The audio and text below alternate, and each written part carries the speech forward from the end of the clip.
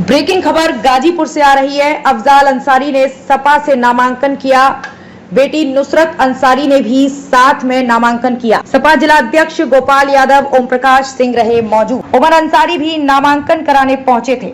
Substitute candidate की हैसियत से, जैसा कि निर्वाचन आयोग के नियमों में इसका प्राविधान है, पार्टी की तरफ से एबी फार्म अफजाल अंसारी को भी इश्यू हुआ है और पार्टी की तरफ से एबी फार्म नुसरत अंसारी के भी फॉर्म में लगा। उन्होंने भी अपना नामांकन दाखिल किया। वो सब्स्टिट्यूट कैंडिडेट की होंगी। मेरे नामांकन पत्र में कोई आफत बलाए है तो उस स्थिति में भी वो सिंबल ऑटोमेटिकली ट्रांसफर हो जाएगा नुसरत अंसारी का। मेरा सिंबल एक्सेप्ट और मेरा पर्चा वैध, कोई आफत बलाए ना आ जाए, कट जाए आप लोगों की दुआ से। सशंकित क्यों? अरे भाई, इतना सशंकित आप लोग बना दिए हैं। गाजीपुर में कोई न्यूज चल रही है, लड़ी हाँ कि ना लड़ी हाँ, तो कट जाई तो हो जाई, तो उन रास्तों को बंद करना पड़ेगा ना जिससे कोई आफत बलाए प्रवेश कर सके।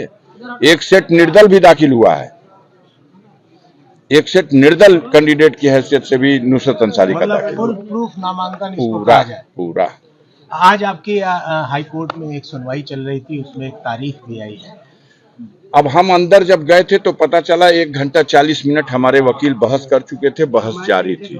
उसके आगे की आप कोई खबर हमें बता सकते हो तो बताइए, मुझे भी तसल्ली हो। आशुतोष, क्या डेट है? 20 मई बता रहे हैं लोग। 20 मई बताया जा रहा है। अच्छा, 20 मई तो महीना है ये है यार। 20 मई, अगली 20 तारीख में शायद डेट बड़ी है। ना, बहस तो हो गई जजमेंट के लिए या क्या? अब हम पूछेंगे। अच्छा, तो ठीक है, वो डेट अपनी जगह। सांसद जी, आज आपके साथ मुख्तार अंसारी का बेटा उमर भी आया हुआ है और अटकलें चल रही थी कि उमर अंसारी नाराज चल रहे हैं। कृपा करके ये बताइए, ये अटकल कौन लगा रहा था और हवा इसको कौन दे रहा था? मीडिया में चल रही थी। तो मीडिया के भाइयों से हम लड़े कि विरोधी पार्टियों से लड़े? तो आज उसको इसीलिए लाना पड़ा?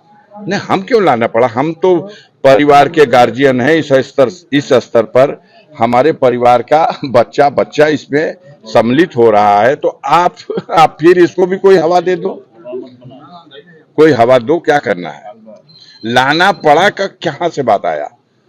वो मेरा घर का बच्चा है। मैंने कल भी कहा था मेरे घर में सब खैरियत है और कोई घुसपैठ काम नहीं आ सकती। चुनाव मजबूती से लड़ रहे हैं, कैसा है चुनाव? आप हमारा चुनाव आप पता करिए।